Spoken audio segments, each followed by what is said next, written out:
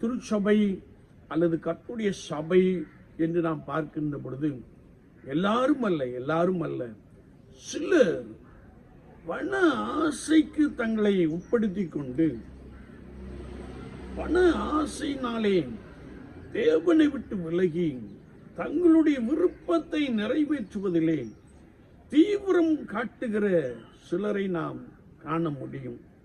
ஏனென்றால் வேதம் சொல்லுகிறது, பண ஆசையினாலே அல்லது பதவி ஆசையினாலே அதை இச்சித்து விசுவாசத்தை விட்டு வழுவி அநேக வேதனைகளாலே தங்களை உருவ குத்தி கொண்டிருக்கிறார்கள் என்ற ஒரு வார்த்தையை நாம் வாசிக்கிறோம்.